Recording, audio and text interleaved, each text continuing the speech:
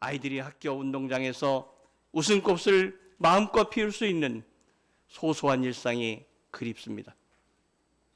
우리 모두 희망을 간직합시다. 우리 민족은 의기에 강한 민족입니다. 우리 마음속에는 아직 파랑새가 있습니다. 길고 긴 이 터널도 머지않아 끝을 보게 될 것입니다.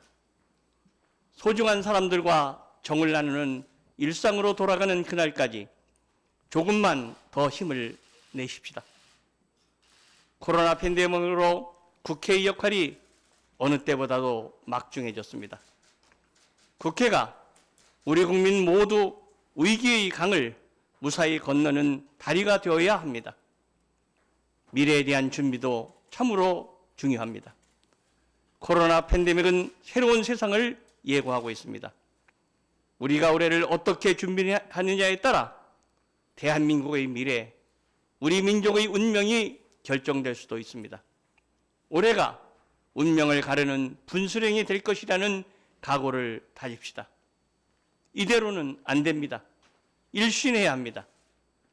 짙게 배인 진영 논리를 걷어내고 이념의 과잉을 털어내어야만 합니다. 진영과 이념을 뛰어넘어 국민의 삶의 질을 살펴야 합니다. 실사구시의 정치로 국민 통합을 이루어내어야만 합니다. 정치의 본령은 국태민안입니다. 우리 정치가 본령에 충실했는지 성찰합니다. 지금은 국가의기 상황입니다. 국민은 타협의 정치를 요구하고 있습니다. 국민 먼저, 국익 먼저 살피는 정치가 절실합니다. 새해에는 서울과 부산시장 보궐선거와 대통령 선거 당내 경선이 시작됩니다. 여야 각 당도 선거 체제로 재편될 것입니다. 그러나 지금은 선거에만 매달릴 수 없는 절박한 상황입니다. 한편으로 선거에 임하면서 다른 한편으로는 당면한 위기 극복과 코로나 이후 세계 질서 재편에 발빠르게 대응하여야만 합니다. 이를 위해 여야가 비상한 각오로 민생 정치를 우선해 줄 것을 요청하면서 몇 가지를 제안하고자 합니다. 첫째, 국민 안전과 민생부터 지켜냅시다. 선거 국면이 시작되더라도 국회가 국민의 안전과 민생에 총력 대응하는 비상한 협력이 필요합니다. 백신과 치료제의 도입과 개발, 병상과 의료진의 확보, 생존의 갈림길에서 선 국민을 돕는 긴급한 생계 지원, 경제 회복을 위한 선제적 지원 등 어느 하나 기용하지 않은 일이 없습니다. 지난 8월 여야 원내대표와 국회의장은 코로나19 극복 경제특위 구성을 합의했습니다. 이미 세계의 여러 나라 국회가 코로나 특위를 운영하고 있습니다.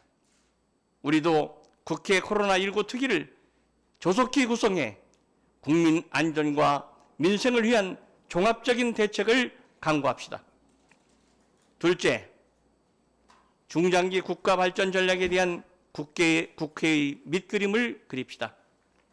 코로나는 정치, 경제, 사회 전반에 엄청난 변화를 몰고 오고 있습니다. 문명사적 변화입니다. 세계 질서도 급변하고 있습니다. 대전환의 시대, 변화의 방향에 대한 사회적 합의가 절실합니다. 그래야 국민의 힘을 모을 수 있습니다. 국가 미래 비전에 대한 사회적 합의는 국민 통합을 이루기 위해서도 꼭 필요한 것입니다. 많은 국민이 같은 꿈을 꾸고 같은 방향으로 갈 때 국민 모두의 나라를 만들 수 있습니다. 국가 중장기 미래 비전에 대한 국민적 합의는 5년 임기인 행정부가 홀로 감당하기 어렵습니다. 5년 단임의 정부는 현안 문제 해결에 치중할 가능성이 크기 때문입니다. 지난 9월 국회의장과 여야 대표는 공통의 선거 공약과 정강정책을 찾아 함께 법제화하고 국민에게 비전을 제시하기로 약속했습니다. 정책의 의장 회담을 열기로 두 차례나 합의하기도 했습니다. 여야가 국가 미래에 대한 논의에 적극 참여해 주실 것을 당부합니다. 합의한 대로 구동 존의의 자세로 조속한 회담 개최를 당부합니다. 저는 국민 통합을 위한 사회적 합의 도출을 위해 국회의장 직속 자문기구로 국민통합위원회를 구성하고자 합니다.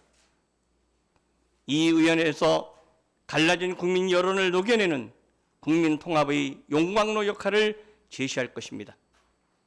셋째, 국익 중심의 초당적 의회 외교에 나서십시다. 우리 한반도를 둘러싼 국제 정세가 급속히 재편되고 있습니다. 한반도의 운명의 주인은 바로 우리입니다. 신중영 새해에는 한반도 평화의 시계가 다시 움직이는 한 해가 되어야 합니다. 지속 가능한 남북 관계의 토대를 만들기 위해 남북 국회회담 추진도 본격화하겠습니다.